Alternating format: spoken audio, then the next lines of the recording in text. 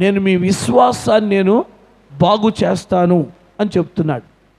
ఇశ్రాయేలు ప్రజలు యజమానుడు ఎవరో గుర్తించలేని స్థితిలో వారు ఉండి ఎంతగానో దేవునికి విరోధముగా వ్యతిరేకముగా వారు ప్రవర్తిస్తూ ఉన్నారు. అలాంటి స్థితిలో ఉన్నారు. అవిశ్వాసులైపోయారు. అవిశ్వాసముతో వారు ఎంతగానో దేవునికి వ్యతిరేకముగా వారు తిరుగులాడుతూ ఉన్నారు. అలాంటి పరిస్థితుల్లో ఉన్నటువంటి ఇశ్రాయేలు ప్రజలను దేవుడు విడిచిపెట్టకుండా వారి ఎడల ప్రేమ కలిగి కృప కలిగి వారిని తిరిగి రమ్మని ఆయన పిలుస్తూ ఉన్నాడు. తిరిగి రమ్మని పిలుస్తున్నాడు. ప్రభునని పేర భ్రష్టులైనటువంటి వారి యొక్క స్థితి ఎలా ఉంటుంది అని అంటే, దేవుని వాక్యాన్ని మనం పరిశీలన చేస్తే భ్రష్టులు అని అంటే పనికి మాలిన వారు. భ్రష్టులు అని అంటే వారు చేయకూడని కార్యాలు చేసేవారు. అలాంటి స్థితిలో వారు ఉండి ఎంతగానో దేవుణ్ణి బాధ పెడతా ఉన్నారు. లేఖనాలు చదివితే పేర రోమాపత్రిక 1వ అధ్యాయం 28వ వచనంలో రాయబడింది, చదవండి. మరియు వారు తమ మనస్సులో దేవునికి చోటియ్యనొల్లకపోయిరి గనుక చేయరాని కార్యములు చేయుటకు దేవుడు భ్రష్ట మనస్సుకు వారిని అప్పగించెను. ప్రభునని పేర వారు తమ మనస్సులో దేవునికి ఏమి ఇవ్వలేదంట? చోటు ఇవ్వలేదు. దేవునికి వారు చోటు ఇవ్వలేదు. వారు దేవునికి చోటు ఇవ్వకపోయేసరికి వారి మనస్సులో వారి హృదయములో వారు దేవునికి చోటు ఇవ్వకుండా, దేవుని వారి హృదయములోనికి మనస్సులోకి చేర్చుకోకుండా వారు దేవుణ్ణి వ్యతిరేకించి యజమానుని మర్చిపోయి ఎంతగానో దేవునికి విరోధముగా వారు ప్రవర్తిస్తూ ఉన్నారు. అందుకని దేవుడు ఏం చేశాడు అని అంటే, వారిని దేవుడు భ్రష్ట మనస్సుకు అప్పగించాడు. భ్రష్ట మనస్సుకు అప్పగించాడు అంటే భ్రష్ట మనస్సు కలిగిన వారు ఏమి చేస్తారు అంటే అక్కడ రాయబడింది, చేయరాని కార్యాలు చేస్తాడు. దేవుని స్తోత్రం, హల్లెలూయా. చేయరాని కార్యాలు చేస్తారు. ఇది భ్రష్ట మనస్సు కలిగిన వారు. ఇది చెయ్యొద్దురా అని అంటే అదే చేస్తాడు. ఇది తినొద్దురా అంటే అదే తింటాడు. ఇక్కడికి వెళ్ళొద్దురా అని అంటే అక్కడికే వెళ్తాడు. అక్కడ కూర్చోవద్దురా అంటే అక్కడే కూర్చుంటాడు. ఇదంతా కూడా భ్రష్ట మనస్సు కలిగిన వారి యొక్క స్వభావం. దేవుని స్తోత్రం, హల్లెలూయా. ఏది వద్దు అంటామో అదే చేస్తాడు. అది భ్రష్ట మనస్సు. కనుక అందుకొరకు చేయరాని కార్యాలు చేయుటకు దేవుడు వారిని భ్రష్ట మనస్సుకు అప్పగించాడు అని మనం చూస్తున్నాం. అయితే ప్రభునని పేర ఈ భ్రష్ట మనస్సు మనుషుని ఎంతగానో పాడు చేస్తుంది. భ్రష్ట మనస్సు మనుషుని ఎంతగానో దేవుని నుండి, దేవుని సన్నిధి నుండి దూరము చేస్తుంది. ప్రభునని పేర ఏదేనులో ఆదాము అవ్వలకు భ్రష్ట మనస్సు కలిగింది. దేవుడు తినవద్దన్న చెట్టు ఫలాన్ని వారు తిన్నారు. చేయరాని కార్యాన్ని వారు చేశారు.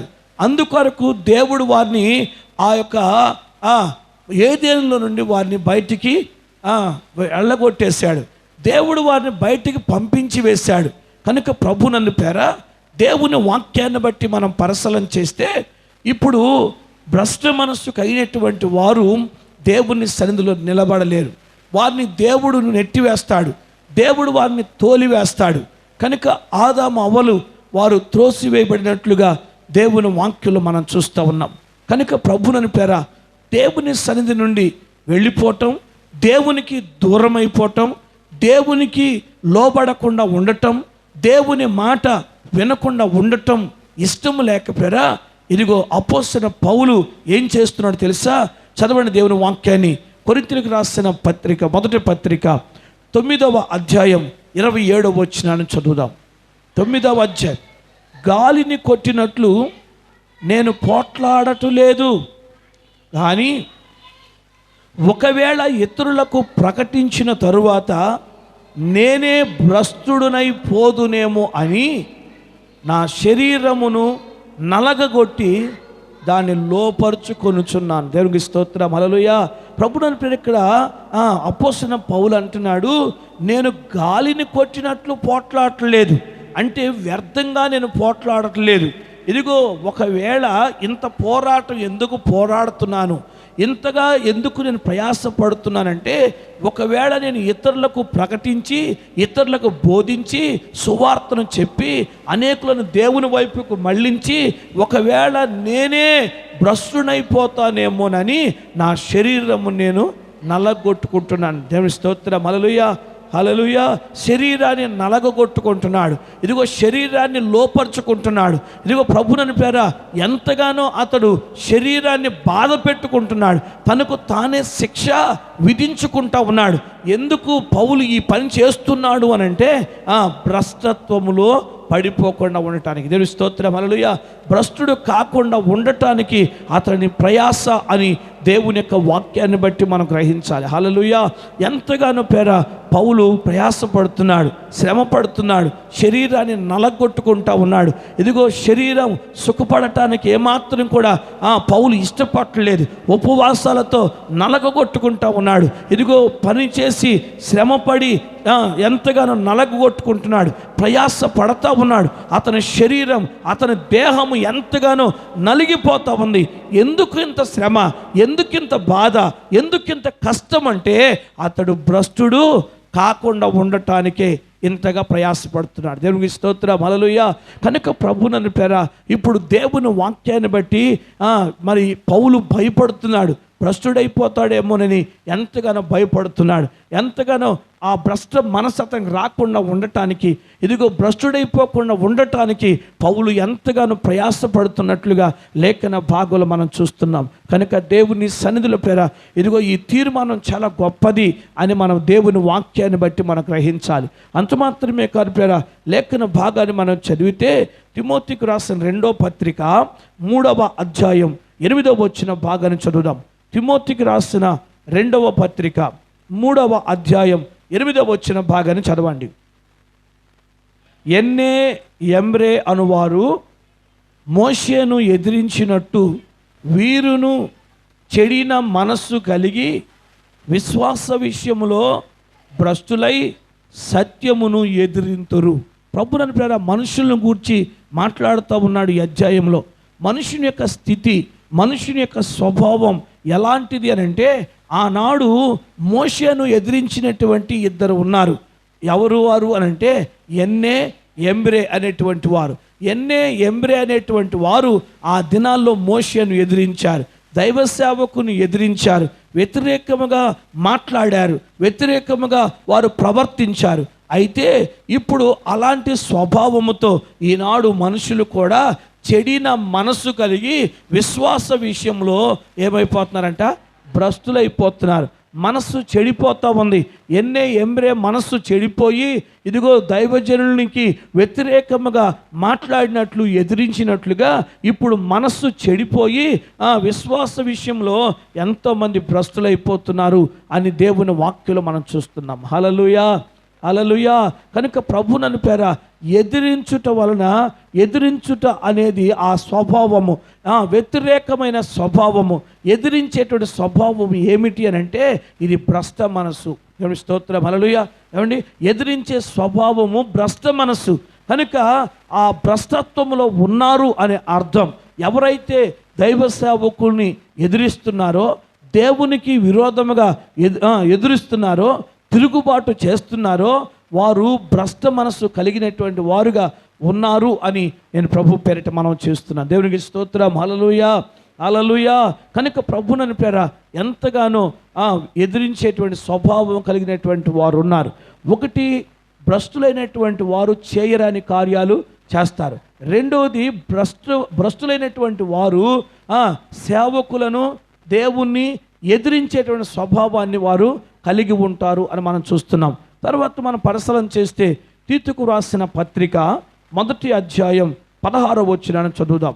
తీతుకు రాసిన పత్రిక, దేవుని ఎరుగుదమని వారు చెప్పుకొందురు కానీ అసహ్యులను, అవిధేయులను, ప్రతి సత్కార్యము విషయము భ్రష్టులై ఉండి తమ క్రియల వలన ఆయనను ఎరుగమన్నట్టుగా ఉన్నారు అంటాడు. దేవునికి స్తోత్రం, హల్లెలూయా. మరొక భ్రష్టత్వాన్ని చూస్తున్నాం. ఏమిటి ఈ భ్రష్టత్వము అని అంటే ప్రతి సత్కార్యం విషయంలో భ్రష్టులైపోతున్నారంట. సత్కార్యం విషయం, దేవునికి స్తోత్రం, హల్లెలూయా. సత్కార్యం అంటే మంచి కార్యం. ఒక మంచి పని విషయంలో కొందరు ఏమైపోతున్నారంట, భ్రష్టులైపోతున్నారు. సత్కార్య విషయంలో భ్రష్టులు అవటం ఏంటి, మంచి కార్యాల విషయంలో భ్రష్టులు అవటం ఏంటి అని అంటే, ఒక మంచి పని చేద్దామంటే ఆ పనికి ఇష్టపడినటువంటి స్వభావం, ఆ పని చేయటానికి అంగీకరించినటువంటి స్వభావం. దేవునికి స్తోత్రం, హల్లెలూయా. ఏదైతే మంచి పని జరుగుతుందో ఆ మంచి పనిని ఆటంకపరిచే స్వభావం ఏంటంటే అది భ్రష్టత్వము అని దేవుని వాక్యాన్ని బట్టి మనం గ్రహించాలి. హల్లెలూయా, హల్లెలూయా. కనుక కొన్ని ఉదాహరణలుగా మనం చెప్పుకోవాలనుకుంటే ఇదిగో మీటింగ్స్ పెడదాం మనం అన్నాం అనుకోండి. మీటింగ్స్ ఎందుకంటే మనకి అంత ఖర్చు అని అనేటువంటి స్వభావం. దేవుని స్తోత్రం, హల్లెలూయా. సరే మీటింగ్స్ పెట్టారు, మీటింగ్స్లో భోజనాలు పెడదామంటే భోజనాలకి ఎందుకంటే అంత ఖర్చు అనేటువంటి స్వభావం. దేవుని స్తోత్రం, హల్లెలూయా. పెడదాము అంటే పెడదామయ్యా అని చెప్పేసి అనేటువంటి మనస్సు లేకపోతే అది భ్రష్ట మనస్సు అని మనము దేవుని వాక్యాన్ని బట్టి గ్రహించాలి. స్తోత్రం, హల్లెలూయా. కనుక పలానోళ్ళని పిలుద్దామంటే వాళ్ళు ఎందుకయ్యా అంత డబ్బులు ఖర్చు పెట్టి వాళ్ళని పిలవటం, ఏం చెబుతారు అనే స్వభావం. దేవునికి స్తోత్రం, హల్లెలూయా. ఏమండి, ఏం చెబుతారు, ఏమి చెందుతారు అనేది కాదు. దేవునికి స్తోత్రం, హల్లెలూయా. అభిషక్తులైనటువంటి వారు మన యొద్దకు రావటం అది మనకు ఆశీర్వాదము అని చెప్పి మనము గ్రహించాలి. స్తోత్రం చెప్పండి గట్టిగా, రెండు చేతులు ఎత్తి స్తోత్రం చెల్లించుదాం. కనుక దేవుని పని విషయంలో, ఒక మంచి పని విషయంలో, ఒక సత్కార్య విషయంలో ఆటంకాన్ని కలుగు చేసేటువంటి స్వభావం, ఇది చేద్దాము అని అంటే అది వద్దు అనే స్వభావం నీకు ఉన్నది అనుకో, అది భ్రష్ట మనస్సు. దేవుని స్తోత్రం, హల్లెలూయా. కనుక అలాంటి స్వభావం కాదు. మనము పలానా చేద్దాము అంటే చేద్దామయ్యా అనేటువంటి స్వభావము మనం కలిగి ఉండాలి. దేవునికి స్తోత్రం, హల్లెలూయా. ఇదిగో అక్కడికి వెళదాము అని అంటే వెళదామయ్యా అన్నట్టుగా ఉండాలి. ఇదిగో పలానా చోట ప్రార్థన చేద్దామంటే అక్కడ ప్రార్థన చేద్దామే అన్నట్టుగా ఉండాలి. పలానా ఊరికి వెళ్ళి సంఘం కడదామయ్య అంటే కడదామయ్యా అన్నట్టుగా ఉండాలి. కానీ ఆ ఊరు ఎందుకయ్యా, ఆ ఊరు ఊరోళ్ళు మంచోళ్ళు కాదయ్యా, అక్కడ లేనిపోయిన గొడవలు వస్తాయ్యా, మనకెందుకు వచ్చిన బాధ అయ్యా అని ఇలాగూ వ్యతిరేకమైన మాటలు వచ్చినాయి అనుకోండి, అది మంచి మనసు కాదు. అందుకొరకే సత్కార్య విషయంలో వారు ఏమైపోతున్నారంట, భ్రష్టులైపోతున్నారు అని దేవుని వాక్యంలో మనం చూస్తున్నాం. కనుక ప్రభునని పేర ఒకటి ఏం చేస్తున్నారు వారంటే చేయరాని కార్యాలు చేసి భ్రష్టత్వంలో ఉంటున్నారు. రెండవది ఏంటంటే ఎదిరించి భ్రష్టులైపోతున్నారు. మూడవది ఏంటంటే సత్కార్య విషయంలో సహకరించకుండా భ్రష్టులైపోతారు. దేవుని స్తోత్రం, హల్లెలూయా. సత్కార్య విషయంలో వారు ఏమాత్రం కూడా సహకరించకుండా భ్రష్టులైపోతున్నారు. ఇలాంటి స్థితిగతులు మనుషుల్లో కలుగుతూ ఉన్నాయి. ఇప్పుడు ఇశ్రాయేలు కూడా భ్రష్టులైపోయారు. వారి యజమాన్నే వారు మర్చిపోయారు. వారు విశ్వాసులై ఉండవలసింది వారు అవిశ్వాసులైపోయారు. అందుకొరకే దేవుడు వారిని పిలుస్తున్నాడు, భ్రష్టులైన పిల్లలారా తిరిగి నా యొద్దకు రండి, నేను మీ యజమానును అంటున్నాడు. భ్రష్టులైన బిడ్డలారా తిరిగి నా యొద్దకు రండి, మీ అవిశ్వాసాన్ని నేను బాగు చేస్తానంటున్నాడు.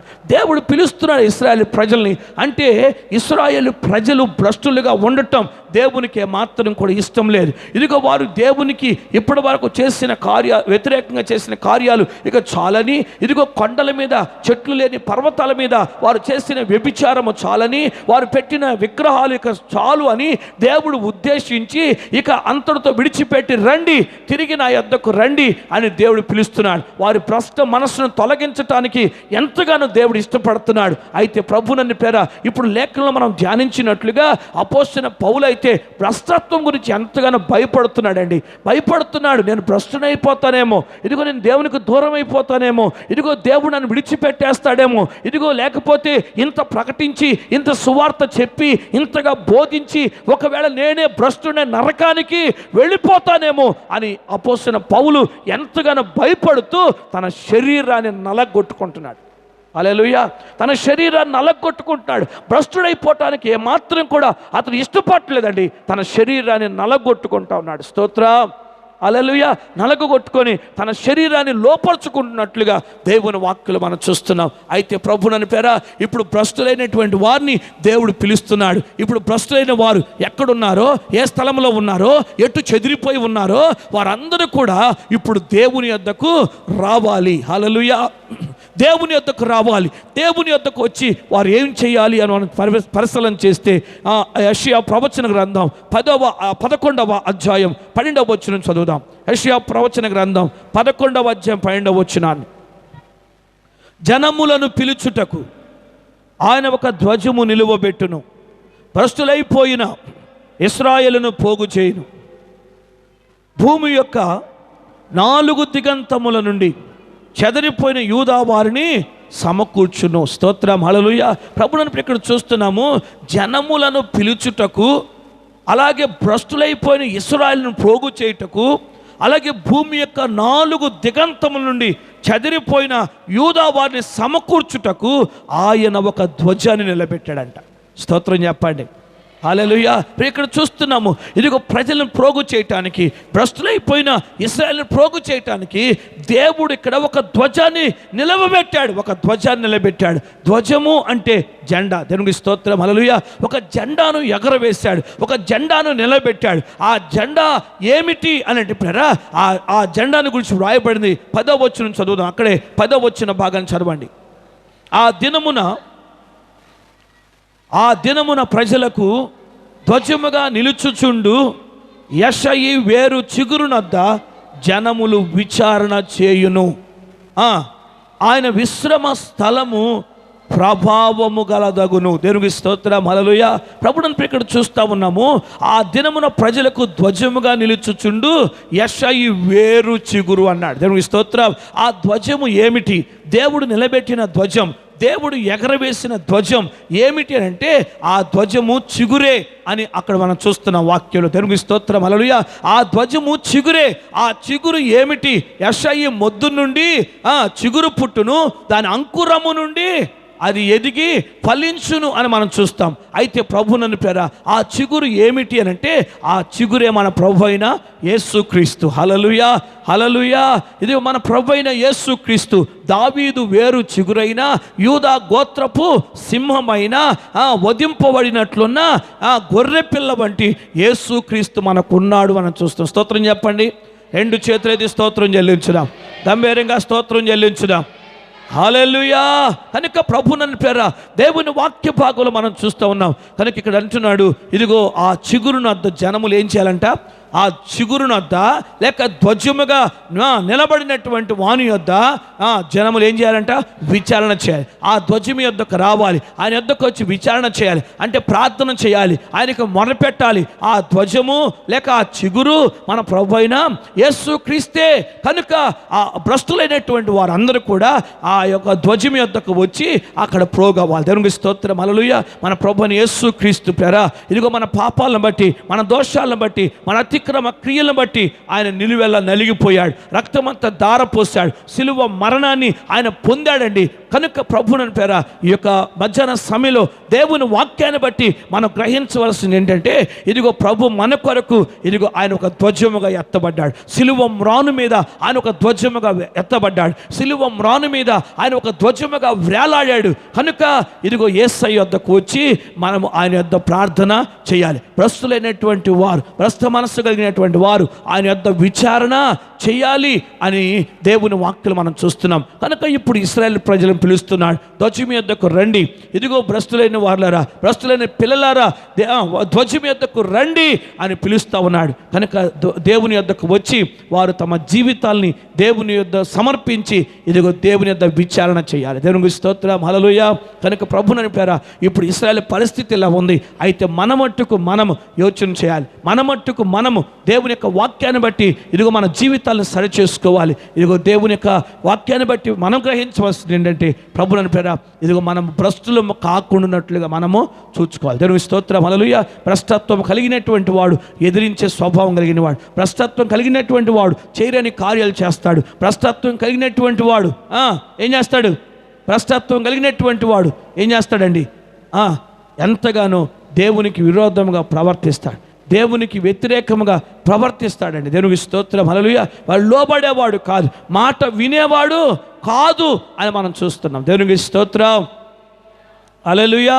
ప్రతి సత్కార్య విషయంలో ఎంతగానో అతడు విరోధముగా వ్యతిరేకంగా ఉంటాడు. కనుక దేవుని యొక్క సన్నిధిలో పేర ఇదిగో మనము భ్రష్ట మనస్సు లేని వారముగా దేవుని ఆరాధించాలి. భ్రష్ట మనస్సు లేని వారముగా దేవుని సన్నిధిలో నిలిచి ఉండాలి. భ్రష్ట మనస్సు లేని వారముగా సత్కార్యములో మనం సహకరించాలి. భ్రష్ట మనస్సు లేని వారముగా లోబడుతూ ఉండాలి. భ్రష్ట మనస్సు లేని వారముగా పేరా మంచి కార్యాలు మనము చేయాలి. దేవునికి స్తోత్రం, హల్లెలూయా, హల్లెలూయా. కనుక అలాంటి మనస్సు మనం కలిగి ఉండటానికి పౌలు ఎలాగో తన్ను తాను నలగొట్టుకుంటున్నాడు, భ్రష్టులు కాకుండా ఉండటానికి ఎలాగో నలగొట్టుకుంటున్నాడు, మనం కూడా దేవుని వాక్యాన్ని బట్టి మనల్ని మనం నలగొట్టుకోవాలి. దేవునికి స్తోత్రం, హల్లెలూయా. మన శరీరాన్ని నలగొట్టుకొని దాన్ని లోపరుచుకున్నప్పుడు ఎంతైనా మనము దేవునికి ఇష్టమైన వారముగా మనం ఉంటాం. దేవునికి స్తోత్రం, హల్లెలూయా. భ్రష్టత్వం మనలో నుండి పోతుంది, మనం భక్తి గల వారం అవుతాము, దేవునికి ఇష్టలుగా ఉంటాము. భక్తి కలిగిన వారే లేక దేవుని భక్తులే భూమి మీద శ్రేష్ఠులు అని చెప్పబడినట్లుగా శ్రేష్టమైన జీవితాన్ని కలిగి దేవుని యొక్క రాజ్యానికి మన వారసులు అవుతాం. దేవుని స్తోత్రం, హల్లెలూయా. అలాంటి అనుభవాన్ని మనం కలిగి ఉండటానికి మన ప్రభువైన యేసుక్రీస్తు పేర మన కొరకు పట్టబడ్డాడు, ఆయన హింసించబడ్డాడు, నిలువెల్ల నలిగిపోయాడు, రక్తమంతా ధారపోసాడు, సిలువ మ్రాను మీద ఆయన ఒక ధ్వజముగా వేలాడుతున్నాడు. ఆయన యొద్ద విచారణ చేద్దాం, ఆయన యొద్ద ప్రార్థన చేద్దాం, మన శరీరాన్ని నలగొట్టుకుందాం, మన దేవునికి మనం మొర్ర పెట్టుకుందాం. ప్రభా అయ్యా నా జీవితం అయ్యా భ్రష్టత్వంలోనికి వెళ్ళిపోకూడదయ్యా, నా బ్రతుకు అయ్యా భ్రష్టత్వంలోనికి వెళ్ళిపోకూడదయ్యా, అయ్యా నన్ను పరిశుద్ధపరచయ్యా, నీకు ఇష్టమైన జీవితాన్ని జీవించాలయ్యా, అయ్యా ఎదిరించే స్వభావం నాలోని తీసివేయి, చేయరాని కార్యాలు చేస్తున్నానేమో నన్ను క్షమించి నన్ను విడిపించయ్యా, అయ్యా సత్కార్యాల విషయాల్లో అయ్యా నేను సహకరించకుండా ఒకవేళ భ్రష్ట మనసు కలిగి వ్యతిరేకిస్తున్నానేమో నన్ను క్షమించు ప్రభు అని చెప్పి దేవుని సన్నిధిలో ప్రార్థన చేసి ఆ భ్రష్ట మనసు యేసు నామములో మన నుండి దూరం అవునుగాక, యేసు నామములో మన పరిచర్య నుండి దూరం అవునుగాక, ఆ భ్రష్ట మనసు యేసు నామములో నుండి మన సంఘాల్లో నుండి దూరం అవునుగాక. హల్లెలూయా.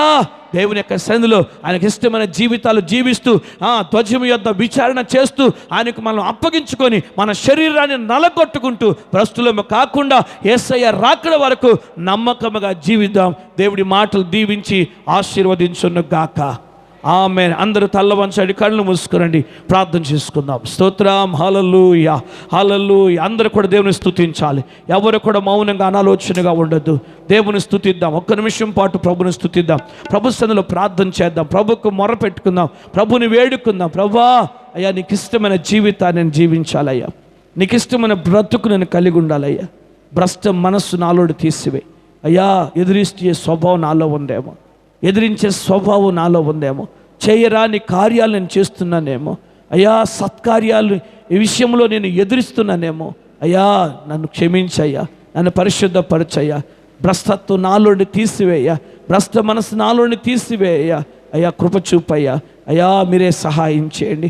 నా శరీరాన్ని నలగొట్టుకునే అనుభవం నాకు ఇవ్వయ్యా, భ్రష్ట మనసు లేకుండా నా శరీరం నలగొట్టుకునే మనసు నాకు ఇవ్వయ్యా అని చెప్పి దేవుని సన్నిధిలో ప్రార్థన చేద్దాం, ప్రభుని స్తుతిద్దామండి. ఎవరు మౌనంగా ఊరకనే ఉండొద్దండి, చెప్పాలి, దేవుని స్తుతించాలి, వినబడాలి, మీ స్వరాలు వినబడాలి.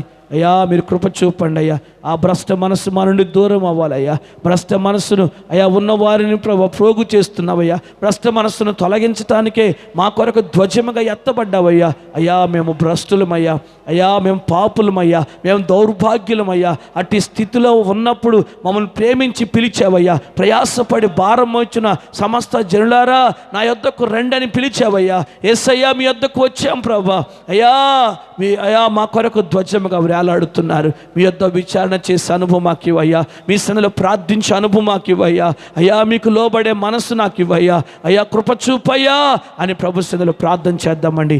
ఎవరు మౌనంగా ఉండద్దు, ఎవరు అనాలో